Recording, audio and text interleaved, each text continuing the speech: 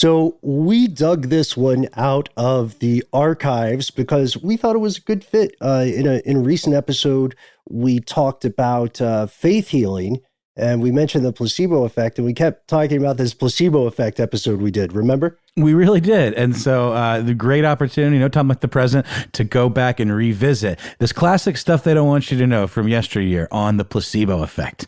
Enjoy. From UFOs to ghosts and government cover-ups, history is riddled with unexplained events. You can turn back now or learn the stuff they don't want you to know.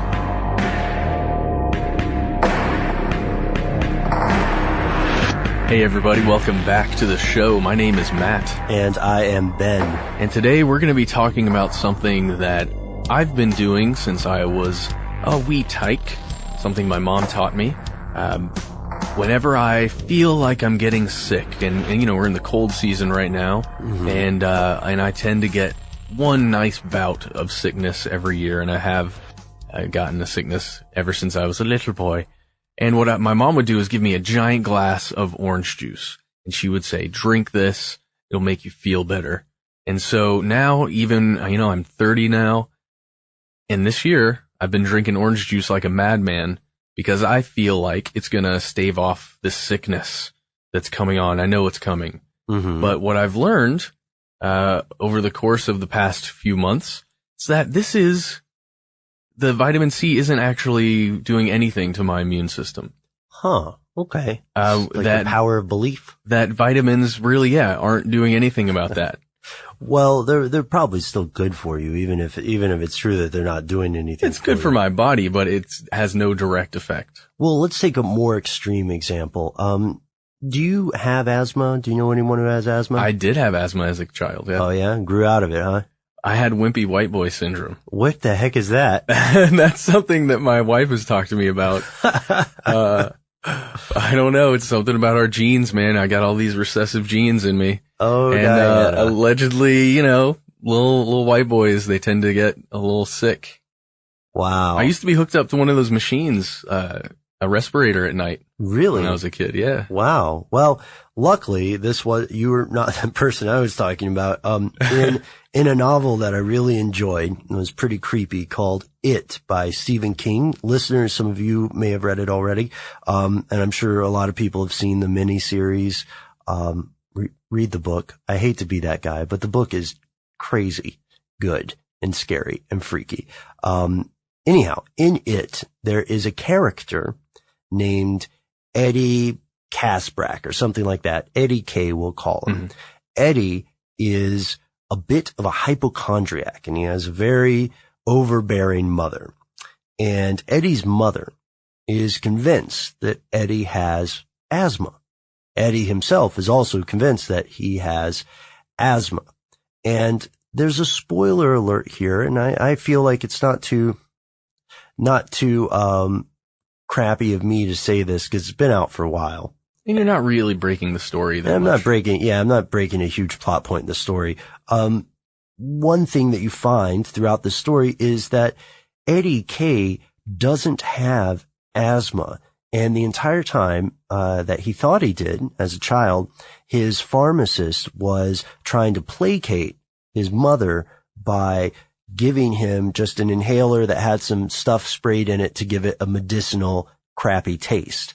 And despite the fact that this was pretty much foul-tasting water, it cured Eddie's imagined asthma every time. Ladies and gentlemen, what Matt and I are talking about today is the placebo effect.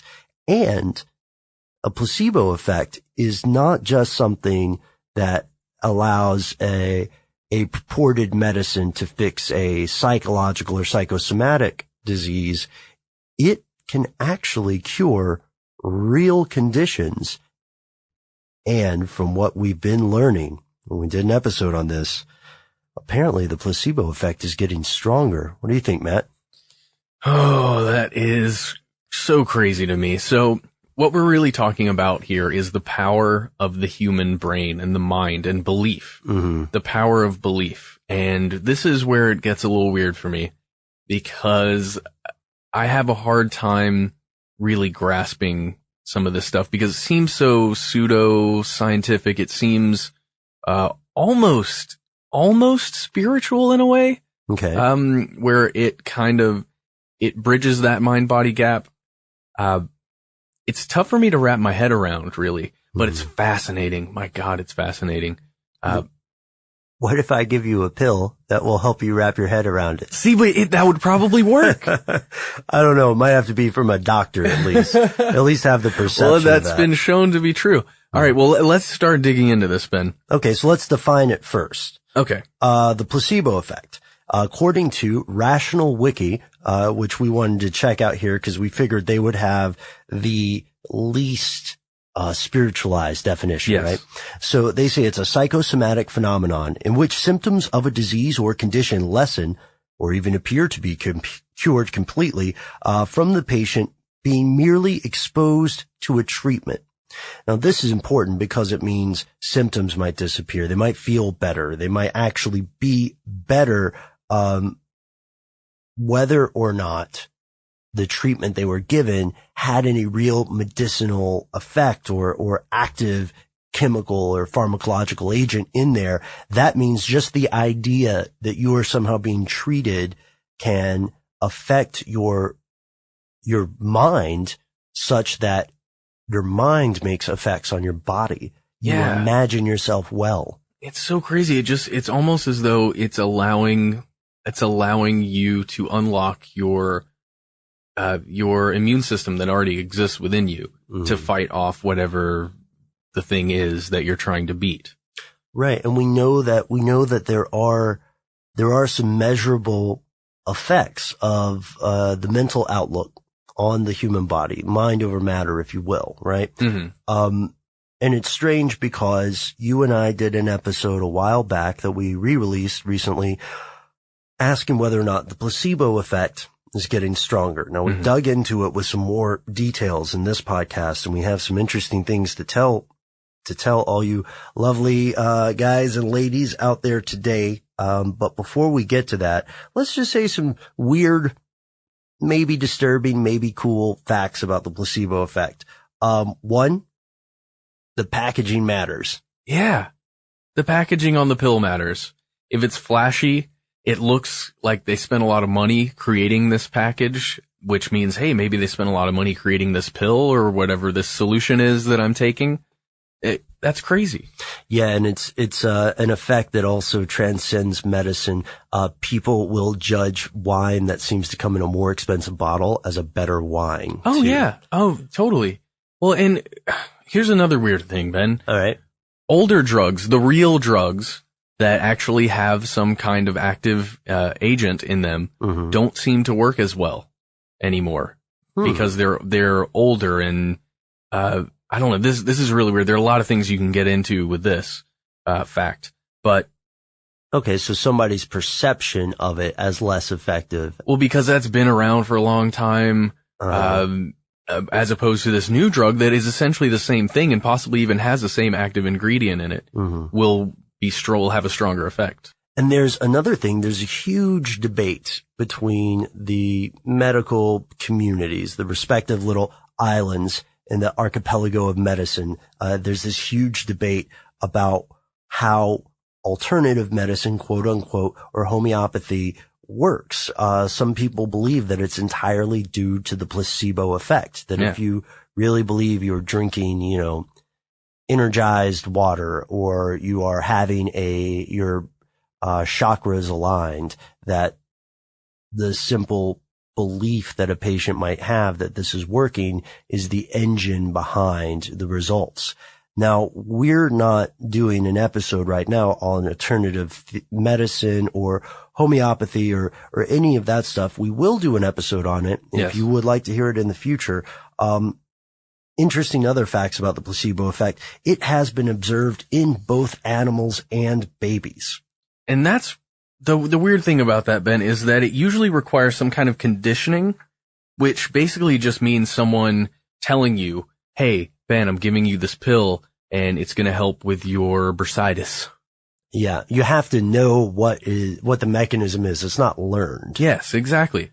But it's shown to work in babies and animals. Mm-hmm. And how the heck do you translate for, let's say, an orca whale that this medicine that you're giving it is going to help with its fin? I don't know, but orca whales are murderously intelligent. It's true. So they'll be able to pick it up. Maybe murderously intelligent. Yeah, right. So we said placebos are more expensive, work better. We also know that if you have more of a placebo, then you will feel like it's more effective. You know, just like when you're taking real medicine, you take 2 pills, then it'll have an increased effect. Apparently that even works when the medicine is fake. So if you take 2 sugar pills or, you know, blue sky cough medicine doses or whatever. That's so crazy. Then it will have more of a dramatic placebo effect. Well, and it's also shown that the more dramatic the way you get the medicine, the way it's given to you, the better it's going to work. So what do you mean? So if I just give you a pill that you have to take, it's going to have a certain effect. But if I roll up with a syringe and give you an injection of just some saline, then, you know, that's an intensive thing that I've just given you. A drug that requires to go directly into your bloodstream. Yeah. It's going to make you feel like I'm doing more, and it's probably going to work better. So we could also extend that maybe to when the doctor is talking with you. If the doctor sits you down and says, you know, Matthew, this is an astonishing new experimental treatment. This will cure you. Yeah. Then you'll be more likely to feel the effects, right? Yeah. Well, coming from a place of authority, we've explored this before, Ben, but that authoritative voice of someone who seems to be, an expert in something, that information comes off much more strongly. All you need is that subtitle at the bottom of the screen, right? Yeah. Expert on insert X here. We also know that, placebos can overpower real pharmacological effects. So people, for instance, who were given drugs to induce nausea didn't develop symptoms when they were told the treatment would actually, wait for it, relieve nausea. That's what? Yeah. I just need to sit down for a second, Ben. I think my anti-nausea medication is working. While Matt's trying not to throw up, we can skim over some of these because we got a lot of facts that we don't have to get to. But the primary thing we wanted to talk about is that the placebo effect does appear to be getting stronger over time, and some of this is due to the idea that our expectations of medicine, not just what medicine treats, but what medicine is, have changed over time. So here's the question, Matt. Is the placebo effect becoming stronger, or are we measuring things differently? What gives? That's an excellent question. So there are a couple things we're going to be able to talk about here. But wow, man, the most important one we're going to leave for the end because I think that's the most interesting. Okay. About how wide the measurements are. Yes. But we'll go back to that. Okay, we'll go back to that one. The most interesting. Okay. So from 2002 to 2006, the number of drugs that were axed after phase 2 clinical trials, that's the volunteer trials. Okay. The poor college student trials. Exactly. Yes. They increased by 20% because the drugs couldn't beat the placebos that they were being compared to. Which is wild. It's wild, man. Yeah. And there are also, when we dug into this, we found that there were a few big factors that generated this appearance of an increase in the placebo effect. The first one, and one of the big keys, is powerful advertising. And it makes sense if you think about it, right? Because advertising affects the mind. Yeah. And the placebo effect is a product of the mind.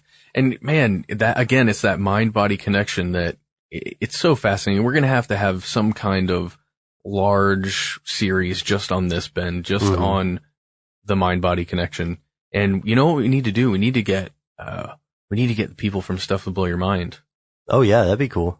That's what we should do. Maybe you and Robert and Julie and I can all take a vision quest So the other interesting thing here is that for anyone who doesn't know, at least the Western pharmaceutical industry, which is the vast majority of the international pharmaceutical industry, spends so much money on advertising. Now, you would think that people would spend so much more money on research and design. How can we cure HIV? How can we cure insert disease here? But how can we sell more of my drug? Right. A lot of it is more, how can we get people to take more Zyrtec? Yeah. And not only sell it monetarily, but sell it to you that it works, that it's a real thing that is functioning and effective. And this goes to something else that I want to talk about. Now, we're saving the big one for the end. Mm-hmm. But Matt, another reason for the increase in the perception of the placebo effect is that we have a much larger pool of diseases now, and psychological disorders have begun to be counted as something, so, oh, you're depressed. Yeah. Oh, you have OCD of some sort. You have ADHD, for instance, and various things that would be qualified as psychological disorders rather than physical disorders. Can't sleep so well. Sometimes you feel guilty. You should take this. Yeah. Look at this cute animation that we've created for it. See? Pay no attention to the fine print about these terrible side effects. And the weird dreams. Oh, yeah. May cause vivid hallucinations, strange dreams, side urination, whatever that is.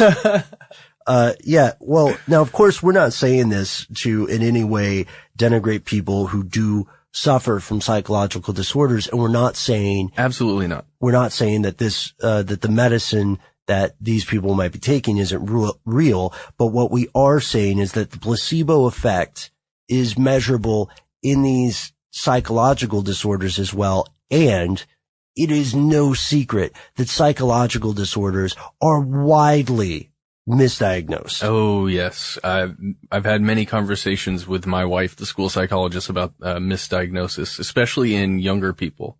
Right. And some of us, the behavior of a young human being, it can seem erratic in comparison to an older human being. Different disorders manifest at different times. There are a lot of factors at play. It's not a cut and dry thing. So pharmaceutical companies have spent a lot of money researching these diseases specifically, right? Oh, yeah, absolutely.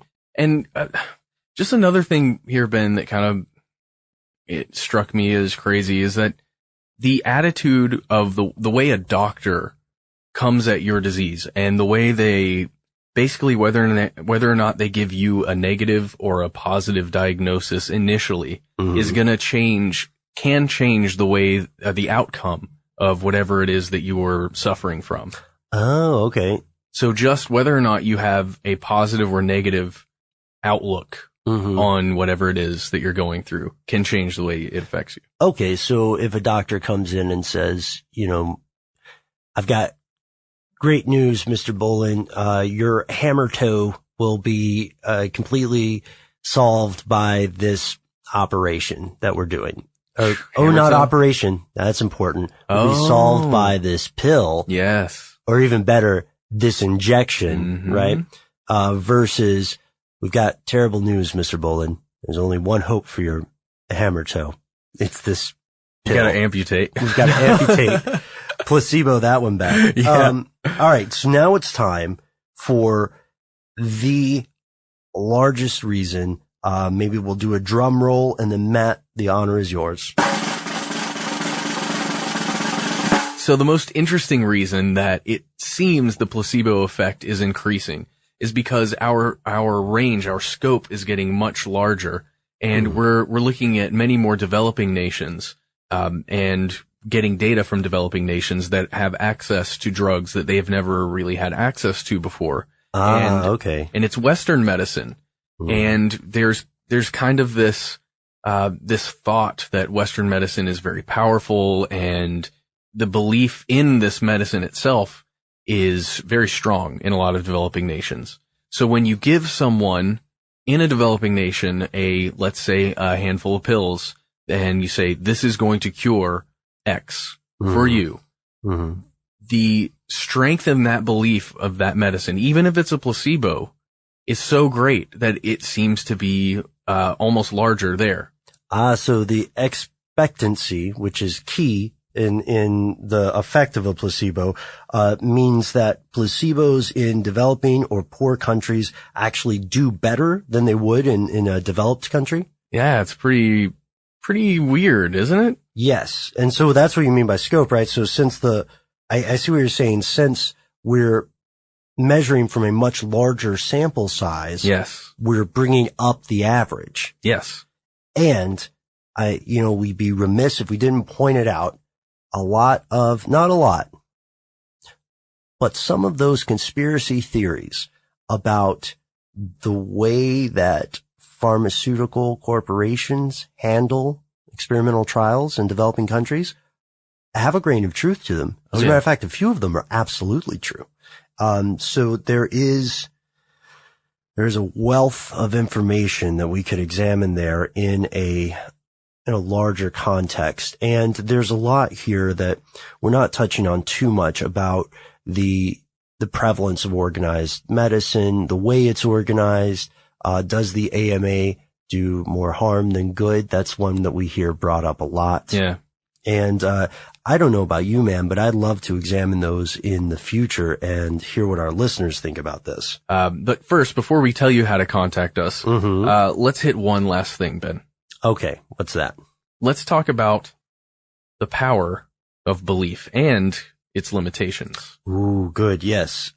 Sort of the future, the going forward of the placebo effect. Now, we've explained a couple of reasons why, the methodology or the sample size may have changed to affect the placebo. We also talked about the expectations of medicine and disorder. So now it's time to talk about how we can use this information, you, me, everybody listening, to bring forth hopefully fruitful changes. Well, yeah, Ben, because here's the thing. In some cases, even if you know you're taking a placebo effect, it still seems to have an effect.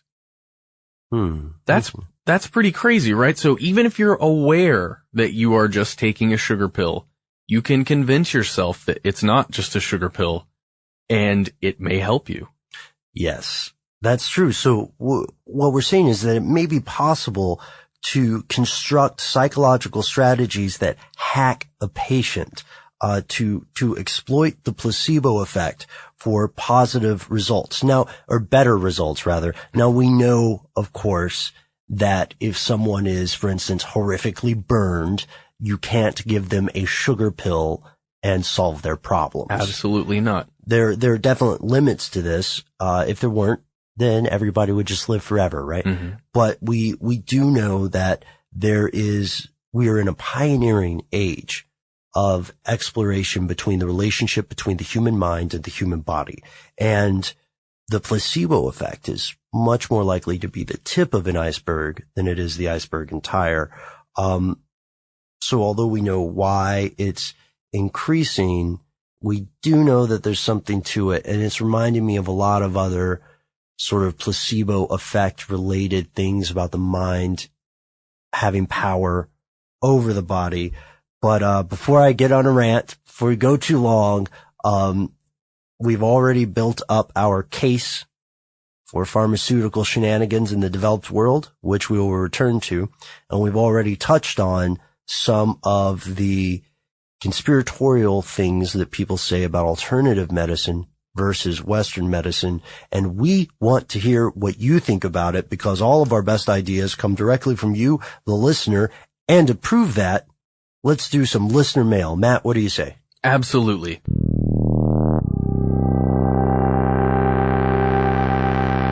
Let's get started with Kelly M. She wrote to us and said, "Hey guys, I'm really enjoying your podcast so far. You sometimes seem concerned that the episode is running too long, but in my opinion, the episodes are too short. Your conversations are really engaging, and I want to hear more details and nuances about each topic. Keep up the good work." Kelly. Wow. Well, now I feel bad that we're reading that at the end. Yeah. Well, Kelly, thank you so much for writing in. We really appreciate your input. And, sometimes the time constraints, we just put them on ourselves because we kind of have to get in and out of here quickly. There's so many people using this recording studio, but you know what? I think we can make time. We'll see what we can do. Mm-hmm. In some cases, they may be a little longer. In other cases, they may be a little shorter, but hopefully, you'll enjoy them. Yeah. Hey, one interesting thing, Kelly, that you might want to know is that all of our podcasts are probably about an hour and a half when we record them, and they get heavily redacted. I'm so kidding. I'm kidding. We are really excited to have a longer show opportunity, and we're going to see how much we can fit into the audio episodes before the powers that be catch us and tear us down and take us down. Yeah. So in the meantime, as we build this crazy house of cards in a windy room, wish us luck with the next level. Let us know what you think.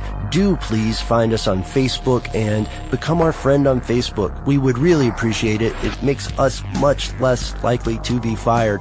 And if you say, hey, Facebook is for the birds, whatever, that's dumb. Well, speaking of birds, why not try Twitter? We are on there too. We are conspiracy stuff at both of these. And that's the end of this classic episode. If you have any thoughts or questions about this episode, you can get into contact with us in a number of different ways. One of the best is to give us a call. Our number is 1-833-STDWYTK. If you don't want to do that, you can send us a good old-fashioned email. We are conspiracy@iHeartRadio.com. Stuff They Don't Want You to Know is a production of iHeartRadio. For more podcasts from iHeartRadio, visit the iHeartRadio app, Apple Podcasts, or wherever you listen to your favorite shows.